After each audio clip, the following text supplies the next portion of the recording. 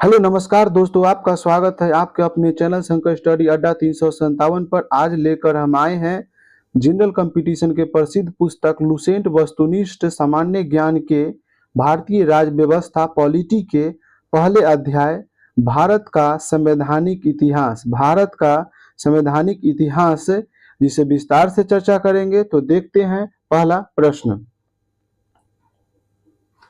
B are Ambedkar और महात्मा गांधी के मध्य सन 1932 में हस्ताक्षरित पूना समझौते में प्रावधान था। तो इसका सही उत्तर है ऑप्शन डी, हरिजनों के लिए आरक्षण सहित संयुक्त निर्वाचन क्षेत्र का।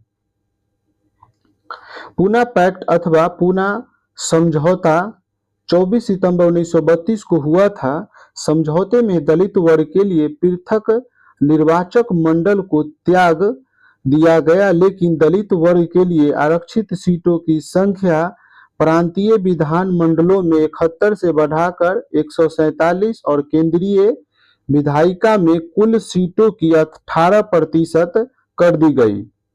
अगला प्रश्न देखेंगे। वह कौन सा अधिनियम था जिसने भारत में सत्ता ब्रिटिश ईस्ट इंडिया कंपनी से ब्रिटिश क्राउन में स्थानांतरित की थी?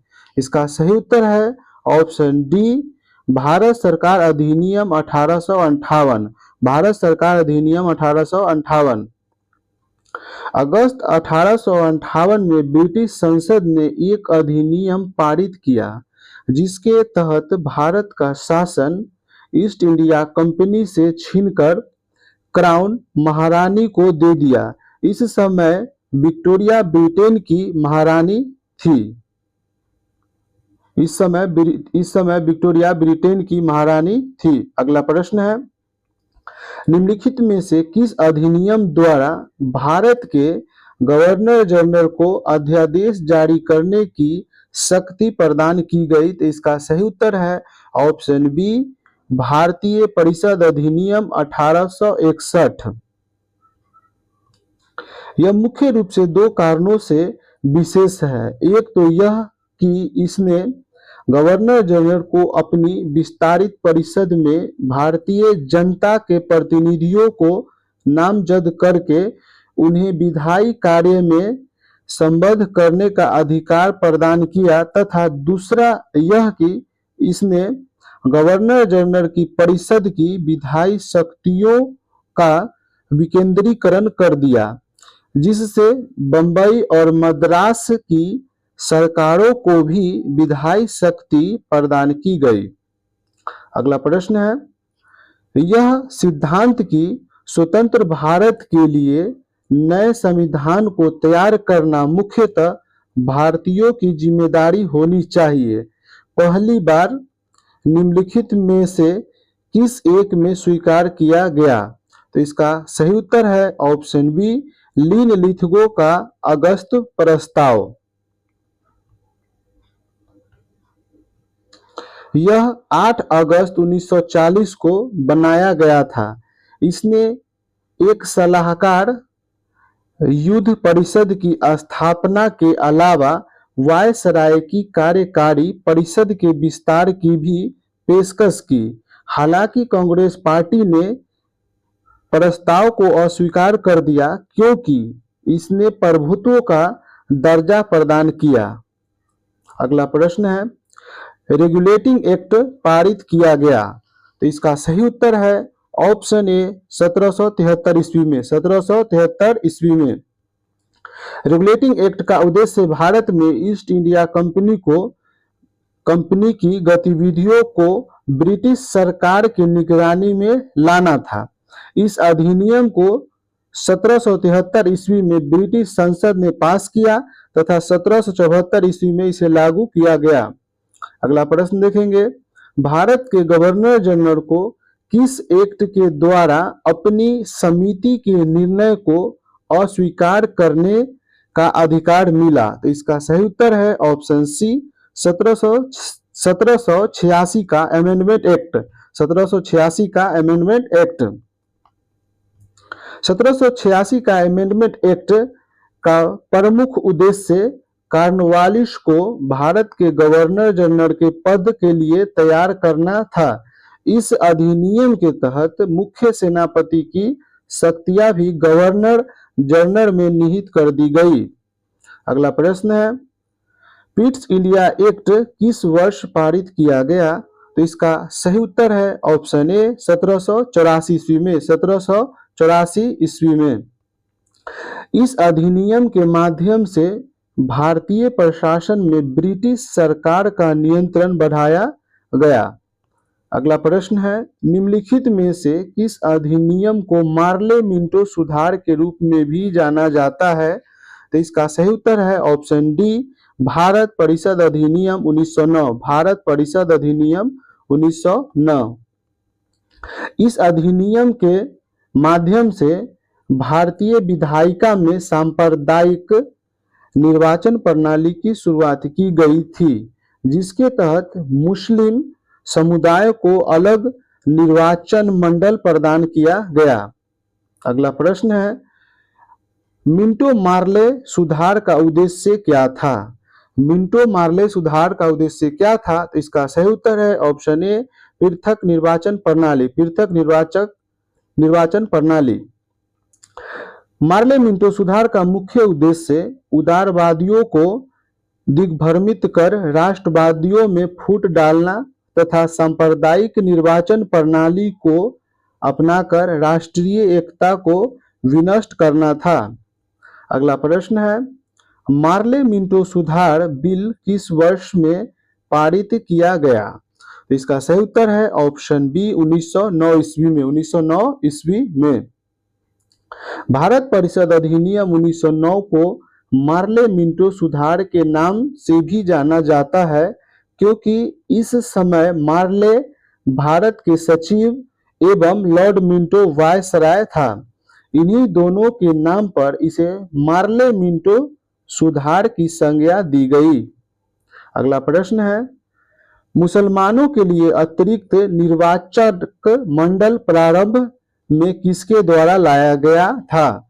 मुसलमानों के लिए अतिरिक्त निर्वाचक मंडल प्रारंभ में किसके द्वारा लाया गया था?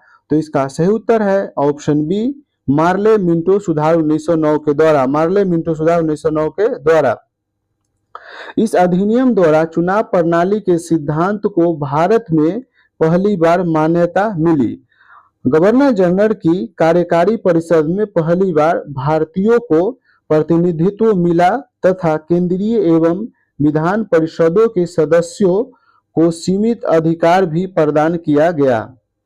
अगला प्रश्न है, 1909 के इंडियन काउंसिल एक्ट में किस बात की व्यवस्था की गई थी? तो इसका सही उत्तर है ऑप्शन बी सांप्रदायिक प्रतिनिधित्व की।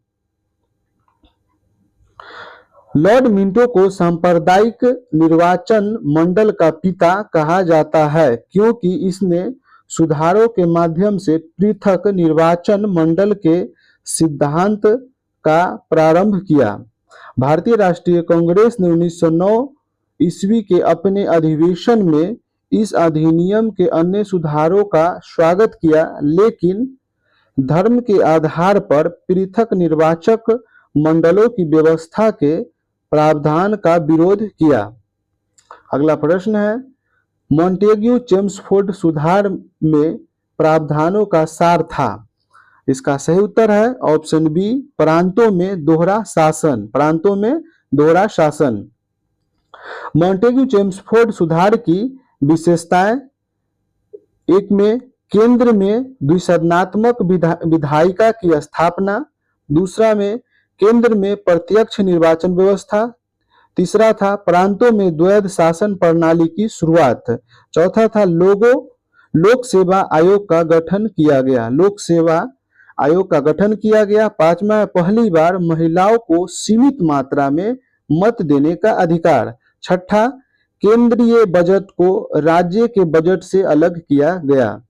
अगला प्रश्न है, 1946 का कैबिनेट मिशन 3 मंत्रियों में गठित था। निम्नलिखित में से कौन इसका सदस्य नहीं था? तो इसका सही उत्तर है option D Lord emery. Lord emery. वर्ष 1946 में ब्रिटेन के प्रधानमंत्री एटली ने भारत में एक 3 सदस्यीय उच्च स्तरीय शिष्टमंडल भेजने की घोषणा की। इस शिष्टमंडल में ब्रिटिश कैबिनेट के 3 सदस्य, लॉर्ड पैथिक लॉरेंस भारत सचिव, सर स्टेफर्ड क्रिप्स व्यापार बोर्ड के अध्यक्ष तथा एवी अलेक्जेंडर नौसेना मंत्री था। इस मिशन को विशिष्ट अधिकार दिए गए थे तथा इसका कार्य भारत को शांतिपूर्ण सत्ता हस्तांतरण के लिए उपायों एवं संभावनाओं को तलाशना था। अगला प्रश्न है, कैबिनेट मिशन योजना के विषय में कौन सा सही नहीं है? तो इसका सही उत्तर है ऑप्शन सी, पाकिस्तान की स्वीकृति। पाकिस्तान की स्वीकृति। कैबिनेट मिशन 1946 का उद्देश्य एक में संविधान सभा का गठन करना, यह मुख्य उद्देश्य था। दूसरा, भारत का विभाजन, यह गौण उद्देश्य था।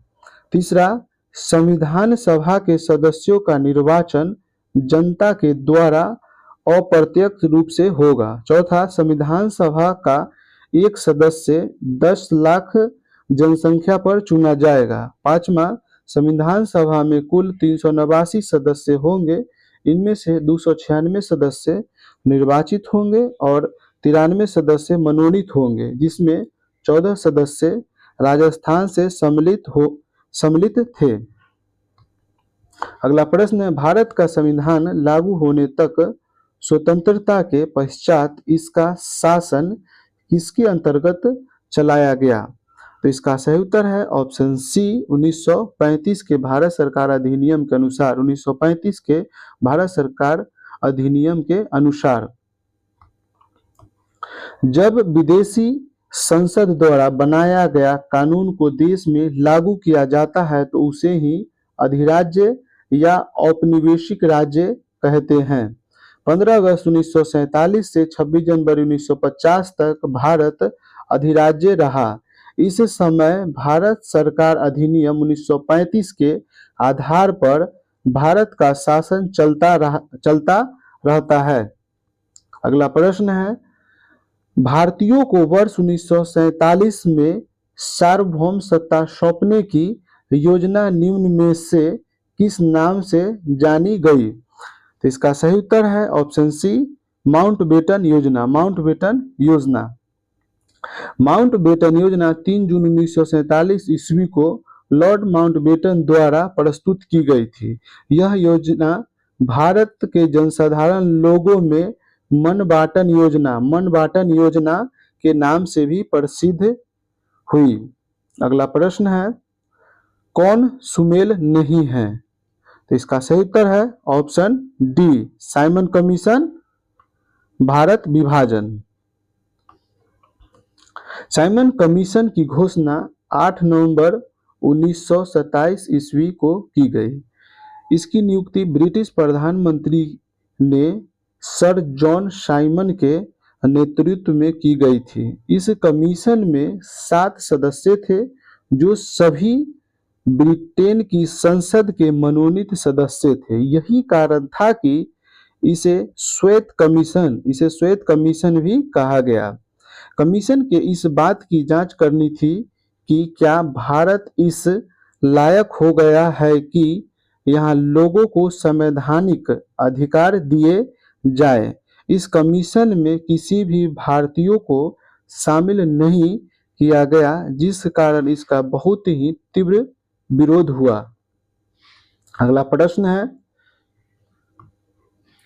भारत शासन अधिनियम 1919 के अंतर्गत विधायिका का अंतिम निर्वाचन किस वर्ष में किया गया था? तो इसका सही उत्तर है ऑप्शन सी, 1945 में। 1945 में। भारत सरकार अधिनियम 1919 यह भारत सरकार में भारतीयों की भागीदारी का विस्तार करने के लिए पारित किया गया था। केंद्रीय विधानसभा के चुनाव भारत सरकार अधिनियम 1919 के तहत वर्ष 1926 और 1945 में हुए थे। विधानसभा का अंतिम चुनाव 1945 में हुआ था।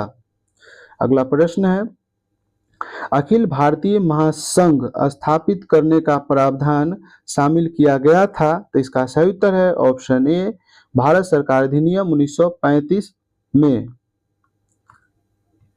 ब्रिटिश शासन काल के दौरान 1935 का भारत शासन अधिनियम पारित किया गया, जिसमें केंद्र और राज्यों के बीच शक्तियों का बंटवारा किया गया था तथा राज्य में द्वैध शासन समाप्त कर केंद्र में द्वैध शासन को लागू किया गया था। इसमें एक अखिल भारतीय महासंघ स्थापित करने का प्रावधान शामिल किया गया था। इस संघ का निर्माण तत्कालीन ब्रिटिश भारत के प्रांतों, चीफ कमिश्नर एवं देशी रियासतों से मिलाकर होना था, परंतु यह व्यवस्था लागू नहीं की जा सकी। अगला प्रश्न है, निम्न में से किस अधिनियम ने केंद्र में द्वैध शासन प्रणाली को स्थापित किया? निम्न में से किस अधिनियम ने केंद्र में द्वैध शासन प्रणाली को स्थापित किया? तो इसका सही उत्तर है ऑप्शन ए, भारत शासन अधिनियम 1935। भारत शासन अधिनियम 1935। प्रांतों में द्वैध शासन भारत सरकार अधिनियम 1919 से लागू किया गया एवं भारत सरकार अधिनियम 1935 के द्वारा समाप्त कर दिया गया और केंद्र में द्वैध शासन को लागू किया गया। अगला प्रश्न है, संघीय प्रणाली का पहला प्रयास भारत सरकार अधिनियम डैश द्वारा किया गया था? इसका सही उत्तर है ऑप्शन सी, 1935। 1935 अधिनियम द्वारा किया गया था। अगला प्रश्न है, प्रांतीय स्वायत्तता शुरू करने के लिए भारत की ब्रिटिश सरकार द्वारा कौन सा अधिनियम पारित किया गया था? तो इसका सही उत्तर है ऑप्शन सी, 1935 का भारत सरकार अधिनियम। भारत सरकार अधिनियम। प्रांतीय स्वायत्तता शुरू करने के लिए 1935 का भारत सरकार अधिनियम पारित किया गया था। इस अधिनियम के माध्यम से प्रांतों में द्वैध शासन की व्यवस्था समाप्त की गई और उन्हें अधिक स्वायत्तता प्रदान की गई। अगला प्रश्न है, भारत में सचिव पद किसके द्वारा निर्मित किया गया था? भारत में सचिव का पद किसके द्वारा निर्मित किया गया था? तो इसका सही उत्तर है ऑप्शन बी, भारत सरकार अधिनियम 1858 द्वारा। भारत सरकार अधिनियम 1858 द्वारा। Government of India act 1858 company के शासन को समाप्त कर भारत का शासन ब्रिटिश महारानी को सौंप दिया गया। इस अधिनियम के तहत एक भारतीय राज्य सचिव का प्रावधान किया गया और उसकी सहायता के लिए 15 सदस्यों की भारतीय परिषद स्थापित की गई। अगला प्रश्न है, किस भारत सरकार अधिनियम के तहत पहली बार विधायिका में कुछ निर्वाचित प्रतिनिधित्व की मंजूरी दी गई? इसका सही उत्तर है ऑप्शन बी, भारत सरकार अधिनियम 1909। भारत सरकार अधिनियम 1909। 1909 के एक्ट में पहली बार गवर्नर जनरल की कार्यकारिणी परिषद में एक भारतीयों को नियुक्त किया जाएगा। नियुक्ति होने वाले प्रथम भारतीय थे लॉर्ड सिन्हा। अगला प्रश्न है, भारत शासन अधिनियम 1935 द्वारा स्थापित संघ में अवशिष्ट शक्तियां किसे दी गई थी? तो इसका सही उत्तर है ऑप्शन बी, गवर्नर जनरल को। गवर्नर जनरल को। किस अधिनियम को मॉन्टेग्यू चेम्सफोर्ड सुधार के नाम से जाना जाता है? तो इसका सही उत्तर है ऑप्शन बी, भारत शासन अधिनियम 1919। भारत शासन अधिनियम 1919। मॉन्टेग्यू चेम्सफोर्ड सुधारों को भारत सरकार अधिनियम 1919 का आधार माना जाता है। भारत में ब्रिटिश सरकार द्वारा धीरे धीरे भारत को स्वराज्य संस्थान का दर्जा देने के लिए पेश किए गए सुधार थे। अगला प्रश्न है, डैश यूनाइटेड किंगडम की संसद का एक अधिनियम है जिसने 1947 में ब्रिटिश भारत को भारत और पाकिस्तान के दो नए स्वतंत्र उपनिवेशों में विभाजित किया था। तो इसका सही उत्तर है ऑप्शन डी, भारतीय स्वतंत्रता अधिनियम। भारतीय स्वतंत्रता अधिनियम यूनाइटेड किंगडम की संसद का एक अधिनियम है जिसने 1947 में ब्रिटिश भारत को भारत और पाकिस्तान के दो नए स्वतंत्र उपनिवेशों में विभाजित किया था। इस अधिनियम के तहत भारत और पाकिस्तान को स्वतंत्रता प्राप्त हुई थी। अगला प्रश्न है, किस भारत सरकार अधिनियम के तहत पहली बार विधायिका में कुछ निर्वाचित प्रतिनिधित्व की मंजूरी दी गई? तो इसका सही उत्तर है ऑप्शन बी, भारत सरकार अधिनियम 1919 प्रांत में द्वैध शासन, भारत सरकार अधिनियम 1935 प्रांतीय स्वायत्तता, मिंटो मार्ले सुधार 1909 सांप्रदायिक निर्वाचन, भारत परिषद अधिनियम 1861, इसका उत्तर हो जाएगा सती प्रथा का अंत, भारत सरकार अधिनियम 1858, इसका उत्तर हो जाएगा ब्रिटिश शासन शक्ति में आया। अगला प्रश्न है, डैश का Pitt's India act British east India company के वाणिज्यिक और राजनीतिक कार्यों के बीच अंतर करता है? तो इसका सही उत्तर है option D, 1784। Pitt's India act 1784 में पारित किया गया था। इस अधिनियम ने ब्रिटिश ईस्ट इंडिया कंपनी के वाणिज्यिक और राजनीतिक कार्यों के बीच स्पष्ट अंतर किया और भारतीय प्रशासन में ब्रिटिश सरकार का नियंत्रण बढ़ाया। धन्यवाद, मिलते हैं अगले दिन अगले वीडियो के साथ।